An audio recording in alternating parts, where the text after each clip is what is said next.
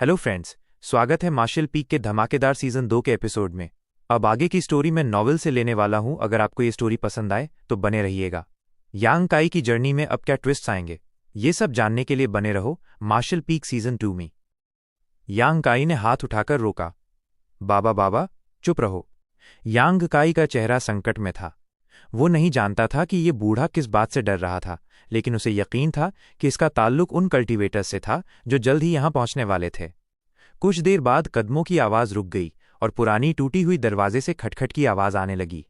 एक जोर का धमाका हुआ और शियाओ यू डर से कांपते हुए अपने दादा के गले लग गई। यांग काई का चेहरा ठंडा और सख्त हो गया। ए बूढ़े, दरवाजा खोल। दरवाजे के पीछे से एक गुस्से भरी आवाज आई। मेहमानों के लिए दरवाजा खोलना तो बुनियादी तमीज होती है, नहीं? दूसरी आवाज ने थोड़ी सी मजाकिया लहजे में कहा। बूढ़ा अपनी पोती को अपनी बाहों में समेट रहा था। उसके चेहरे पर गुस्सा और लाचारी साफ दिखाई दे रहा था। वो जानता था कि वो मजबूर था। धीमी आवाज में अपनी पोती को तसल्ली देते हुए बोला, शियाओ यू, डर मत, तेरा दादा यहां है, डर मत। दरवाजे के उस पार एक शख्स बिल्कुल सब्र नहीं रख सकता था। जब उसने देखा कि बूढ़ा दरवाजा नहीं खोल रहा, उसने एक जोरदार लात मारी और दरवाजा टूटकर खुल गया। समंदर की ठंडी हवा घर में घुस आई, अंदर की गर्मी को खत्म करते हुए।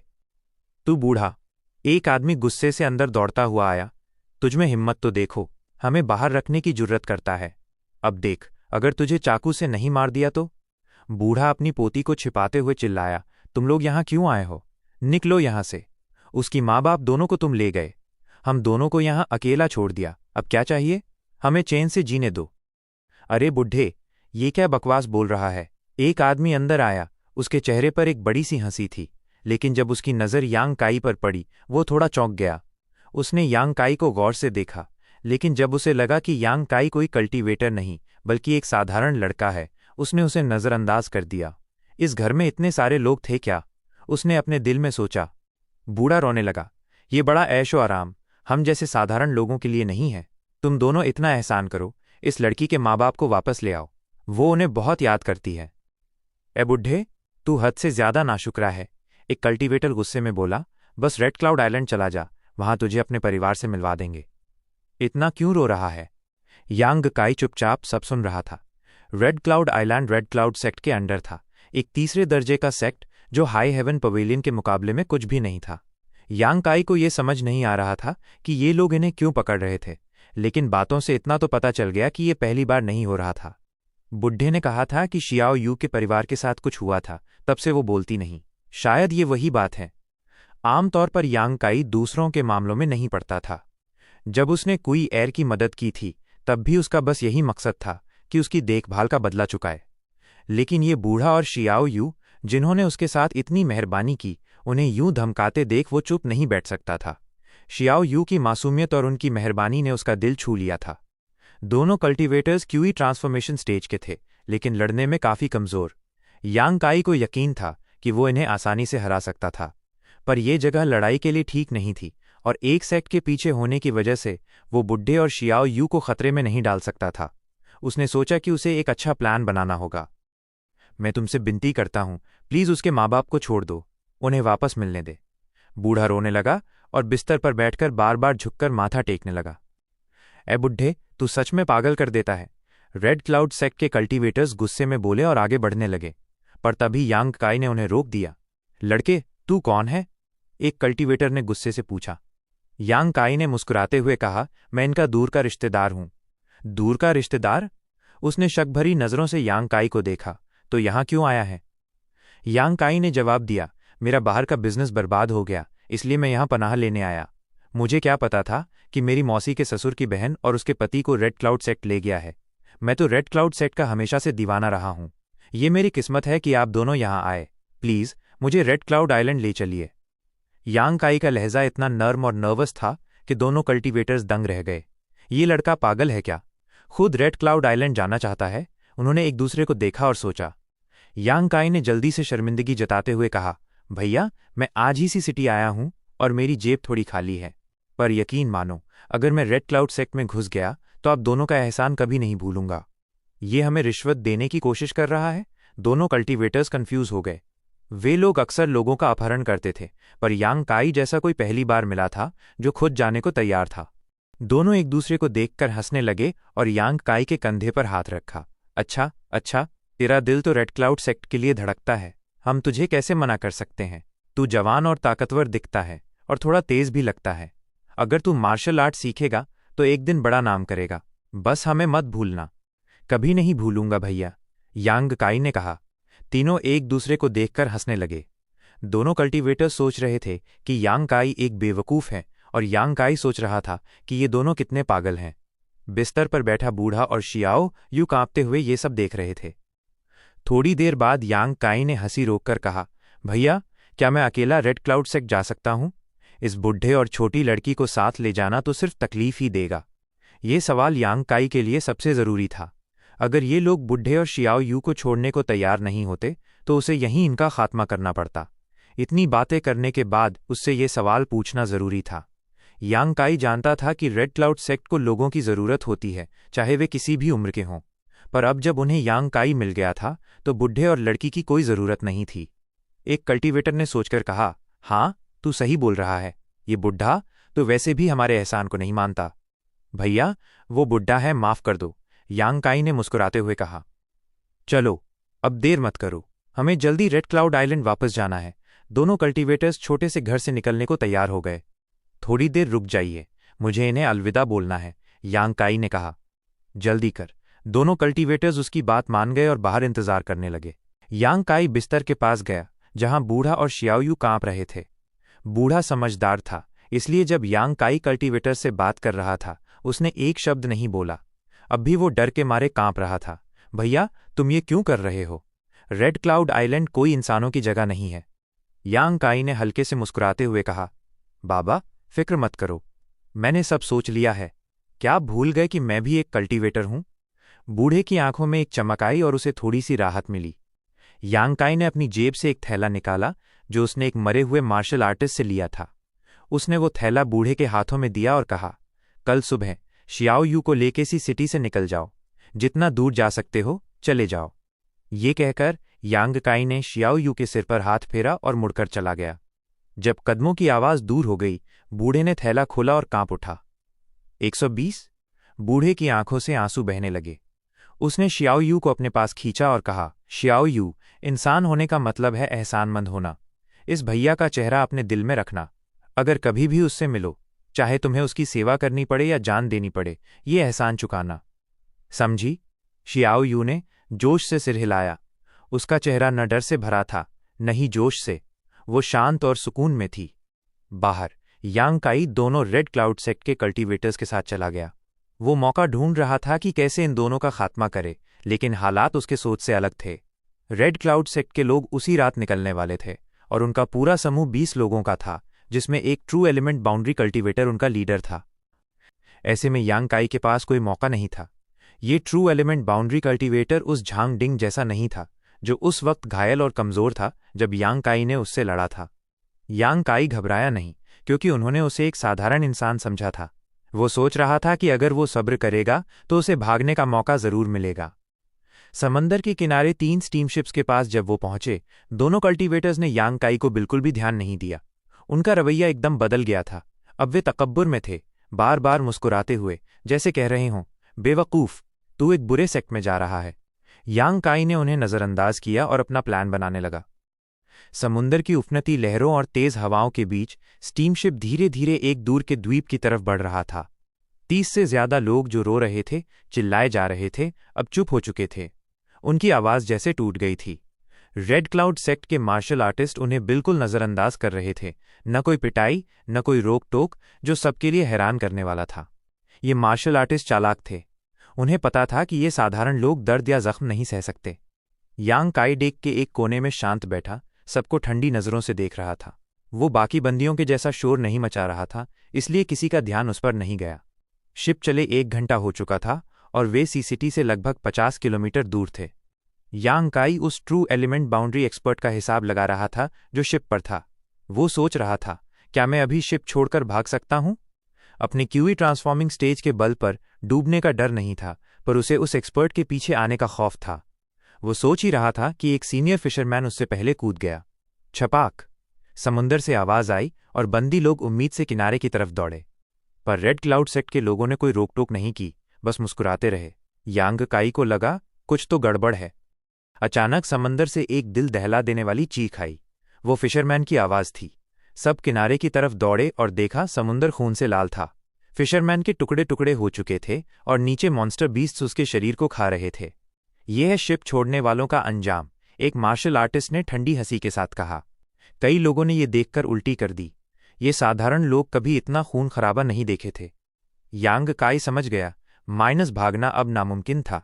ये मॉन्स्टर बीस्ट शायद रेड क्लाउड आइलैंड के पाले हुए थे।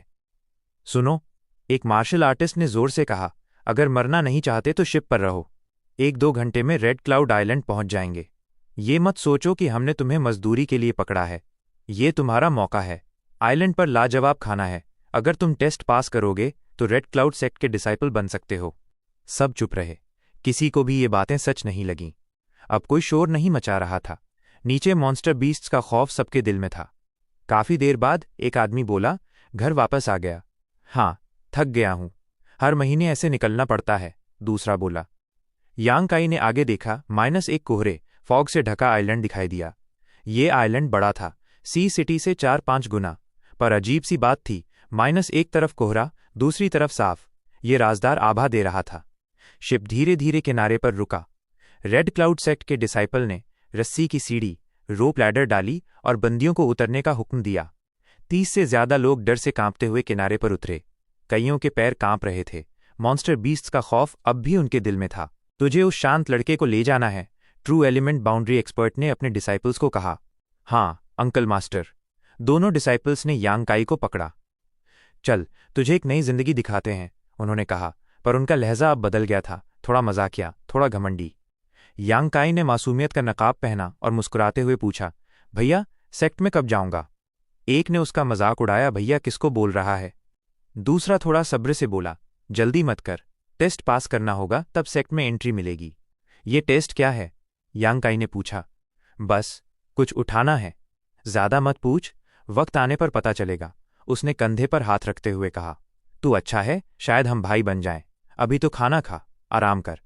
यांग काई ने और सवाल नहीं किए। रेड क्लाउड आइलैंड का माहौल कल्टीवेशन के लिए परफेक्ट था। माइनस यहाँ की world energy high heaven pavilion से भी रिच थी। आइलैंड पर रेयर ट्रेजर्स भी थे जो जमीन पर नहीं मिलते। बंदियों का डर थोड़ा कम हुआ क्योंकि आइलैंड का नज़ारा शांत था। पर एक डिसाइपल ने चेतावनी दी, आइलैंड पर भी मॉन्स्टर बीस्ट्स हैं, इधर उधर मत भागना वरना कोई नहीं बचा पाएगा। ये सुनते ही सब चुप हो गए। फिशरमैन के अंजाम की याद ताज़ा हो गई। 1 घंटे के सफ़र के बाद वे एक बड़े आंगन कोर्ट यार्ड में पहुंचे। वहां रेड क्लाउड सेक्ट के और डिसाइपल्स थे। उन्होंने बंदियों को देखा और मुस्कुराते हुए कहा, अच्छा काम किया भाई, इस बार काफ़ी लोग लाए।